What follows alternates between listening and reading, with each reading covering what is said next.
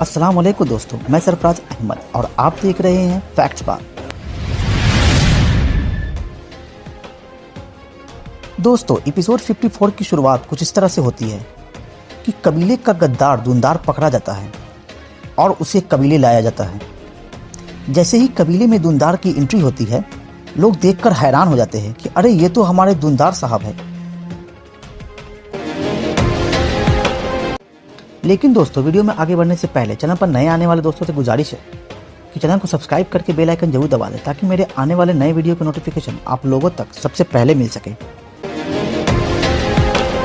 ओस्मान साहब धुंधार को अपने खेमे में बुलाते हैं और कहते हैं कि सुलेमान शाह के बेटे अर्तुगरुल के भाई धुंधार, तो आप हमें एक एक करके अपने गद्दारी के बारे में बताएं कि किस तरह आपने हमारे सारे प्लान के बारे में निकोला को बताया और जिसकी वजह से मेरा भतीजा बायूजा और दीगर सिपाही मारे गए।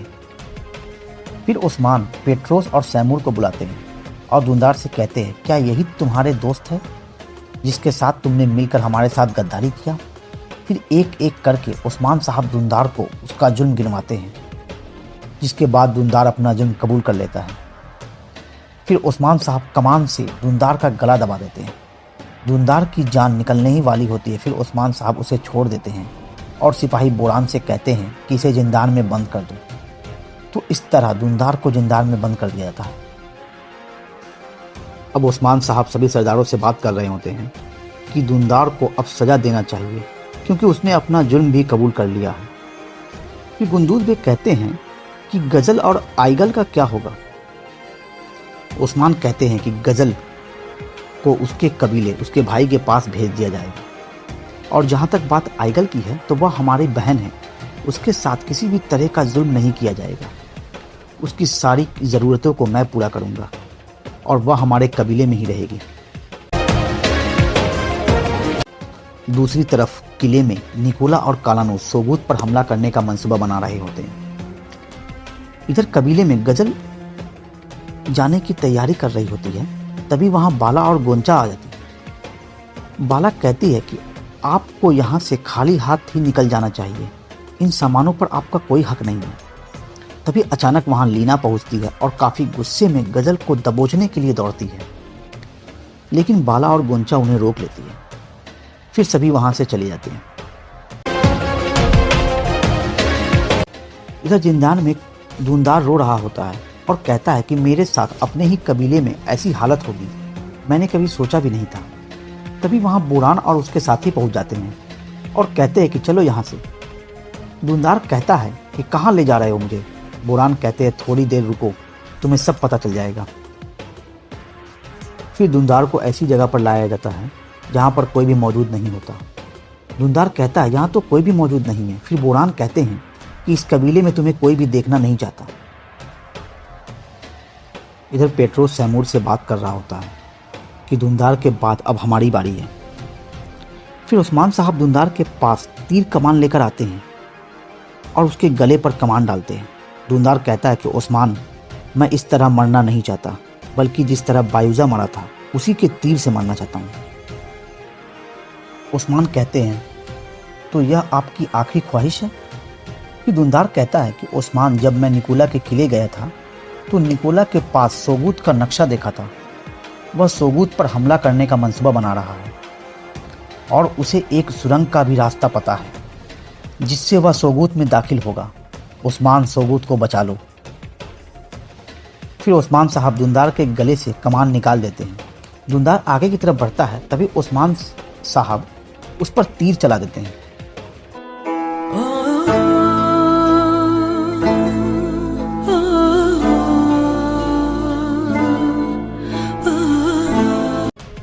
तीर सीधा जाकर धुंधार के पीठ पर लगता है और वह जमीन पर गिर जाता है। यह सारा मंजर देखकर आइगल बहुत रो रही होती है। फिर देखते ही देखते कबीले का गद्दार धुंधार का अंत हो जाता है। धुंधार को मारने के बाद ओस्मान साहब अपने मरकजी खेमे में जाते हैं। अपने चचा धुंधार को मारने का उन्हें बहुत दुख होता है। फिर ओस्मान साहब रोने लगते हैं।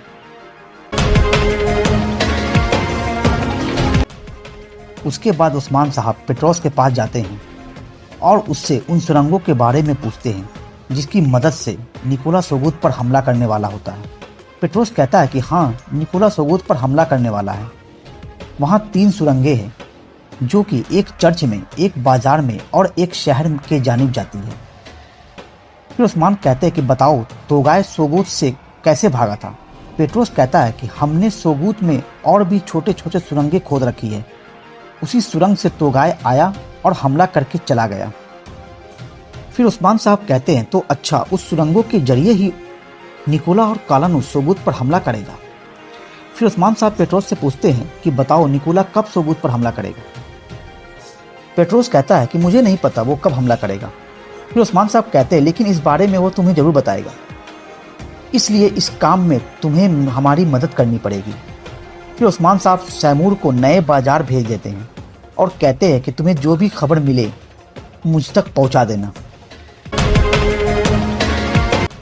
फिर नए बाजार में हिलन सैमूर से मिलने आती है। हिलन पूछती है कि धुंधार कहाँ है, तुम्हें कोई खबर है? सैमूर कहता है मुझे नहीं पता। फिर हिलन कहती है कि कल निकोला सोगुत पर एक बड़ा हमला करने जा रहा है। सैमूर कहता है यह तो बहुत अच्छी बात है। फिर हिलन वहाँ से चली जाती है। ये सारी बात सैमूर उस्मान साहब को बता देता है कि उसके पास हिलन आई थी और वह कल सोगुत पर हमला करने जा रहे हैं। फिर उस्मान साहब गोगतू से कहते हैं कि सैमूर को यहाँ से ले जाओ। उसके बाद उस्मान साहब बामसी साहब और अपने भाइयों के साथ ये प्लान बनाते हैं कि हमें किस तरह निकोला के मंसूबे को नाकाम बनाना होगा। अब उस्मान साहब शेख साहब से मिलते हैं और कहते हैं कि शेख साहब, मेरे अपने चचा ने मेरे साथ गद्दारी किया, वो ऐसा कैसे कर सकते हैं? फिर शेख साहब उस्मान साहब को समझाते हैं और कहते हैं कि वो कौन थे जिनके साथ इतने सारे जुल्म किए गए, वो कौन थे जिनके चचा ने उन पर जुल्म किया। तो उस्मान साहब कहते हैं कि हमारे प्यारे नबी सल्लल्लाहु अलैहि वसल्लम। फिर शेख साहब कहते हैं कि वो कौन थे जिन्होंने हक और सच के लिए कहा कि अगर मेरे एक हाथ में सूरज और दूसरे हाथ में चांद भी रख दिया जाए तो भी मैं हक और इंसाफ से पीछे नहीं हटूंगा। उस्मान साहब कहते हैं कि हमारे प्यारे नबी सल्लल्लाहु अलैहि वसल्लम। शेख साहब कहते हैं कि तुम्हें भी हक और सच पर चलना होगा, तुम्हें भी हक और सच के लिए लड़ना पड़ेगा। हम नबी पाक सल्लल्लाहु अलैहि वसल्लम की बराबरी तो नहीं कर सकते, लेकिन उनके रास्ते पर चल सकते हैं। इसलिए चाहे कुछ भी हो जाए, तुम्हें हक और सच को मजबूती से थामे रखना होगा और तुम अपनी मेहनत जारी रखो। तुम्हें इसका सलाह जरूर मिलेगा, क्योंकि अल्लाह सुब्हानहू व तआला मेहनत करने वालों को अजर जरूर देता है। अब अगले सीन में आप देखेंगे कि उस्मान साहब अपने साथियों के साथ ये प्लानिंग कर रहे होते हैं कि जैसे ही निकोला के सिपाही सुरंग में दाखिल होंगे, हम उनमें आग जलाकर ये बारूद डाल देंगे, जिससे इन्हीं की सुरंगें इन्हीं के लिए कब्रिस्तान बन जाएगी।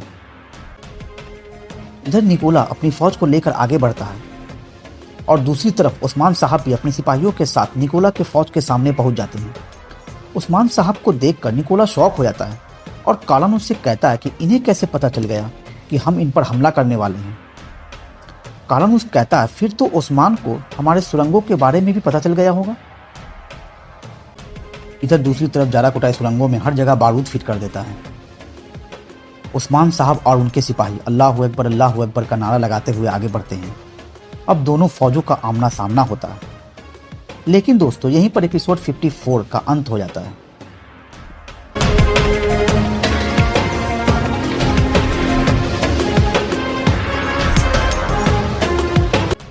एपिसोड 55 की शुरुआत कुछ इस तरह से होती है कि उस्मान साहब और निकोला के सिपाहियों का आमना सामना होता है और दोनों के बीच में जंग स्टार्ट हो जाता है। फिर इसी जंग में उस्मान साहब का साथ देने के लिए मलहून खातून भी अपने सिपाहियों के साथ पहुंच जाती है। फिर मलहून खातून बड़े शानदार अंदाज में दुश्मनों से मुकाबला करती है। यह सारा मंजर देखकर उस्मान साहब मलहून की तरफ खुशगवार अंदाज में देखते हैं। इधर दूसरी तरफ सलीबी सैनिक सुरंग में दाखिल होते हैं, लेकिन वहां पर पहले से ही जाराकोटाई और दीगर सिपाहियों ने मिलकर बारूद फिट कर दिया होता है। जैसे ही सैनिक सुरंगों में दाखिल होते हैं, एक जोरदार धमाका होता है और सारे सलीबी जहन्नुम रसीद हो जाते हैं। जब यह खबर सिपाही निकोला तक पहुंचाता है कि सुरंगों में उनके सिपाहियों को बारूद से उड़ा दिया गया है। तो यह सुनकर निकोला बौखला उठता है। फिर निकोला अपने सिपाहियों से कहता है कि अब हमें किसी भी तरह से यहाँ से भागना होगा। फिर निकोला अपने सिपाहियों के साथ मैदान जंग से भाग जाता है, जिसके बाद उस्मान साहब अपने सिपाहियों के साथ अल्लाहू अकबर के नारे लगाते हैं। फिर सभी सिपाही खुशियां मनाते हैं क्योंकि काफिर मैदान जंग से भाग गए थे। अब उस्मान साहब फातेह बनकर अपने सिपाहियों के साथ कबीले पहुंचते हैं।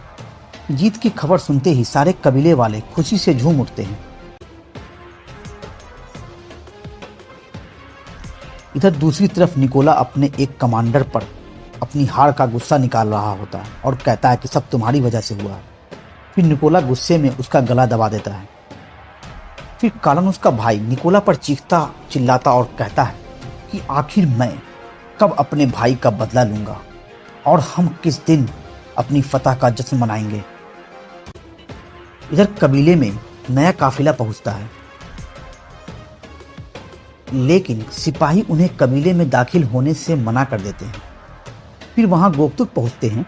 काफिले के लोग गोकतुक से कहते हैं कि हमें उस्मान साहब से मिलना है। फिर उनमें से 2 लोग गोकतुक के साथ उस्मान साहब से मिलते हैं और कहते हैं कि हम आपके कबीले में रहने आए हैं क्योंकि हमने आपके अदल व इंसाफ के बारे में बहुत सुना है। हम मंगोलों को टैक्स दे देकर परेशान हो गए हैं, हमारी मदद करें उस्मान साहब। यह सुनकर उस्मान साहब गोकतुक से कहते हैं कि इनके रहने का इंतजाम करो, बाकी आप लोगों को अपने कबीले में रखने के बारे में मैं आपको बाद में बताऊंगा। यह सुनकर वह लोग काफ़ी खुश रहते हैं। जब वह वहाँ से चले जाते हैं तो उस्मान साहब गोकतुक से कहते हैं कि इनकी मेहमान नवाजी में कोई कमी ना करना, लेकिन इन पर नज़र रखना, हो सकता है यह निकोला की कोई चाल हो। गोकतुक कहते हैं कि आप फिक्र ना करें भाईजान। इधर किले में निकोला और कालन उसका भाई उस्मान के खिलाफ मंसूबा बना रहे होते, तभी वहां तोगाय पहुंच जाता है। सलीबी कमांडर तोगाय को चारों तरफ से घेर लेता है, लेकिन निकोला कहता है कि आने दो इन्हें। फिर तोगाय निकोला से कहता है कि तुमने मुझे धोखा दिया, तुमने मेरे बहुत सारे सिपाहियों को मारा। निकोला कहता है कि तुम्हारे कमांडर जामोखा ने भी मेरे बहुत सारे सिपाहियों को मारा, यहाँ पर हमारा हिसाब बराबर हुआ। अब तुम यहाँ क्यों आए हो? तोगाय कहता है कि मैं तो टैक्स वसूल करने आया हूँ। फिर निकोला कहता है कि हम एक होकर ही उस्मान का सामना कर सकते हैं, इसलिए हमें लड़ने नहीं बल्कि आपस में मुत्तहिद हो जाना चाहिए, नहीं तो उस्मान हम दोनों को एक एक करके ख़त्म कर देगा। तोगाय निकोला की बात को मान लेता है। फिर तोगाय कहता है कि कुलूजा हिसार के किले के लोगों को तुम्हारे हवाले करूंगा। इधर तोगाय का कमांडर जामोखा उस्मान साहब के पास एक पैगाम लेकर आता है। जामोखा कहता है कि आपने जिन लोगों को अपने कबीले में पनाह दिया है, तोगाय के हवाले कर दे उन्हें। उस्मान कहते हैं वो तो हमारे मेहमान हैं और हम मेहमान को धोखा नहीं दे सकते। जामोखा कहता है कि उस्मान अगर तुमने तोगाय की बात नहीं मानी तो तोगाय बहुत जल्द तुम्हारे कबीले पर हमला करके तुम्हारे कबीले को बर्बाद कर देगा। उस्मान कहते कि जाओ तोगाय से कह दो मैं इन लोगों को तुम्हारे हवाले नहीं करूंगा, और तोगाय में इतनी हिम्मत नहीं है कि वह हमारे कबीले पर हमला करे।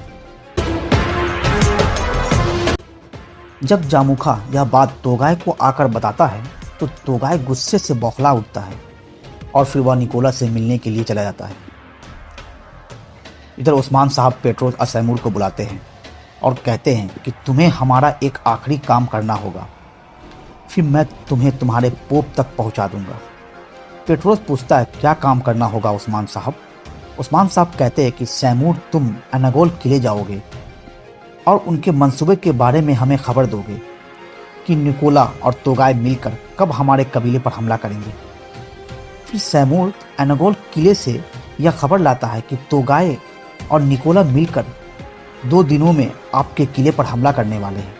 उस्मान कहते हैं कि मैं तुम्हारी बात से सहमत नहीं हूँ, तुम फिर किले जाओ और ज़्यादा से ज़्यादा मालूमात हासिल करो कि उनके पास कितने सारे सिपाही हैं। सारी मालूमात मुझे पता होनी चाहिए। सिपाहियों, इन्हें किले तक छोड़ दो। फिर जब उस्मान साहब अपने खेमे में होते हैं तो बाला खातून उनसे मिलने आती है। फिर उस्मान साहब उन्हें एक हिजाब तोहफे में देते हैं और कहते हैं यह मेरी माँ हलीमा सुल्तान का हिजाब है।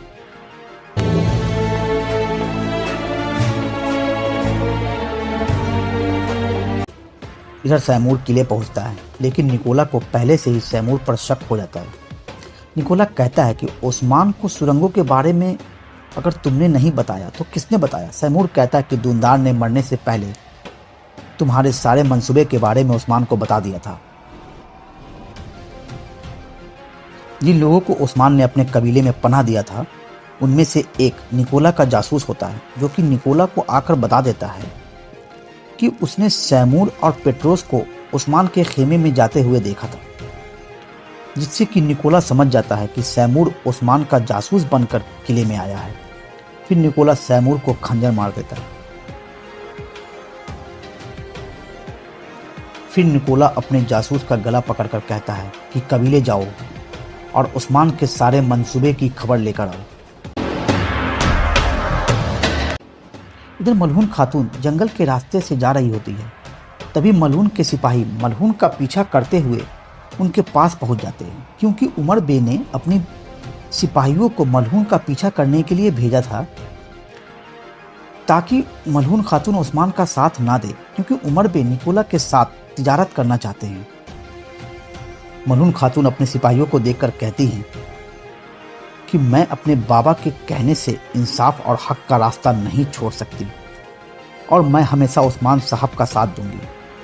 अब जिसे मेरे साथ आना है वह अपने घोड़े पर सवार रहेगा, और जो मेरे साथ नहीं आना चाहता है वह घोड़े से उतर कर जा सकता है। लेकिन कोई भी सिपाही अपने घोड़े से नहीं उतरता, और सब कहते हैं कि मैं आपके साथ हूँ मलहून खातून। फिर तभी वहाँ ओस्मान साहब अपने सिपाहियों के साथ पहुँच जाते हैं।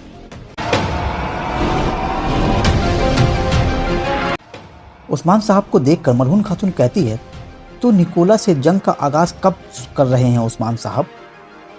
यह सुनकर ओस्मान साहब काफ़ी खुश होते हैं और कहते हैं कि हम मुसलमान मिलकर अल्लाह की मदद से धीरे धीरे अपने सभी दुश्मनों का खात्मा करके एक सल्तनत की शुरुआत करेंगे। फिर सारे सिपाही अल्लाहु अकबर के नारे लगाते हैं।